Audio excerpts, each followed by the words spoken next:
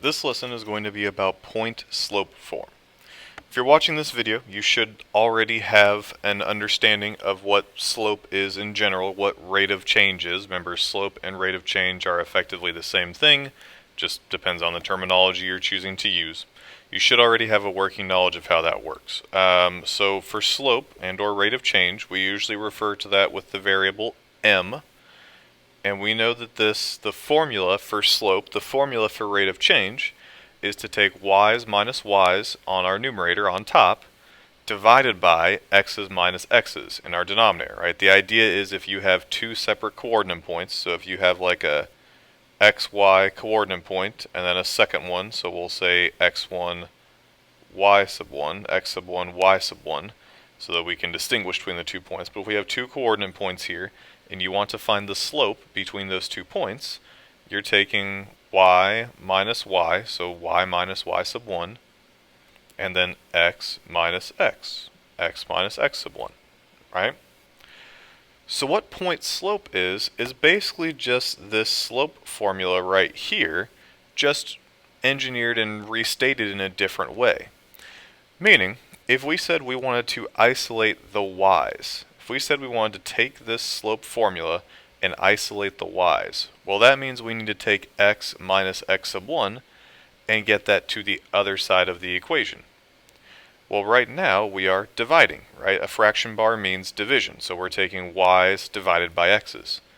We know that the inverse of division would be multiplication. So the way to move the x's to the other side would be to take that whole quantity of x minus x sub 1 and multiply it to the other side of the equation. And so what we would get if we did that is what we call our point-slope form. Namely, your point-slope form is y minus y sub 1 equals m, our slope, times the quantity of x minus x sub 1. That is our point-slope form. Now the name point-slope form is actually a very good name for this because it tells you exactly what you need to fill this out. If we want to use point-slope form to build ourselves the equation of a line, meaning trying to get down to like say slope-intercept form, y equals mx plus b, in order to do that we need two things. We need a point and we need a slope. So let's say we are asked to find the slope-intercept form of the line that passes through the point 1, negative 2, and has a slope of negative 3. Well, the idea is we know slope-intercept form is y equals mx plus b, and while it would be great if we could just immediately put it into that form, slope-intercept form requires a slope and an intercept. And we don't have an intercept. We have a random point along with our slope, but we don't have an intercept point because that would require our x value to be 0. And so because we don't have an intercept, we aren't ready to plug it straight into slope-intercept form. So what we can do is use point-slope form, because point-slope form will take any point whether it's an intercept or not.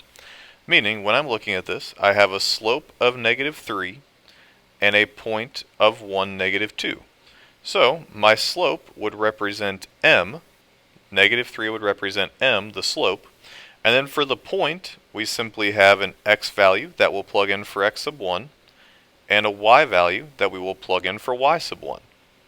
Meaning if I use these three pieces of information and plug them into the point-slope formula, I would have y minus a negative 2 equals the negative 3 for m times x minus 1. Plugging in 1 for the x sub 1. Alright, notice that I do have a double negative here. I don't know why my thing just shut down. Notice that I do have a double negative here because I have a minus from the formula itself, from point-slope form itself, and I have a negative 2 from the actual y value. Once you've plugged everything in, all you have left to do is just solve this out. So y minus a negative 2 is the same thing as y plus 2. And then on the right side, I need to distribute this negative 3. So negative 3 times x would be negative 3x. Negative 3 times negative 1 would be positive 3. y equals mx plus b means I need to get y by itself, so I would subtract 2 to the other side of the equation to give us y by itself equals negative 3x, and 3 minus 2 gives us a positive 1. That would be a slope-intercept form of the line we were asked to do. Let's take a look at another example. So this one asks us to find the slope-intercept form of the line that passes through the points 2, negative 1, and 4, 2, meaning this time we are not given a slope, but instead are given 2 points. Well, that's not really a big deal as far as our ability to solve this out, but it does mean that we're going to have a little bit of extra work here. Because first, before we can actually start using the point slope form, we have to find the slope for ourselves. So remember that the formula for slope is to take y's minus y's on top in the numerator, and to take x's minus x's in the denominator, right? So it really doesn't matter which order we go, but if you're taking, we'll say you start with your second y-coordinate of 2, then that means you would be subtracting that from negative 1, your second y-coordinate. Then, in your denominator, you would need to subtract your 2 x's, and so since we started with our second y-coordinate of 2, you would have to start with your second x-coordinate of 4. And then we can take that minus the other x-coordinate of 2. Alright, basically, whatever y value you are starting with, you have to start with the corresponding x value in that same coordinate point. So 2 minus a negative 1 is the same as 2 plus 1, which is 3. And 4 minus 2 would be 2. Now that we have our slope of 3 halves, we can pick either of these 2 points and actually use our point slope form to solve this problem out. It truly does not matter which of the 2 coordinate points you choose to use. For me, I think I'm going to use 4, 2, simply because those are both positive, and if I have a choice of whether I want to deal with negatives or not, I'd probably prefer not to. So if I go to plug this into the point slope form, then I'd have y minus my y value of 2, my y coordinate of 2, equals the slope that we found of 3 halves times x minus the x coordinate I chose, which is 4.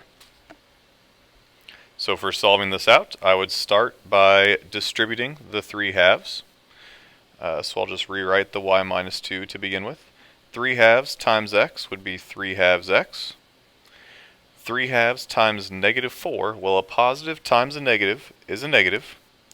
3 halves times 4 would be effectively 12 over 2, giving us 6. 3 times 4 is 12, 12 divided by 2 is 6. And then, all I would have left that I need to do is to add 2 to both sides of the equation, giving us y equals 3 halves x minus 4. And that would be our answer.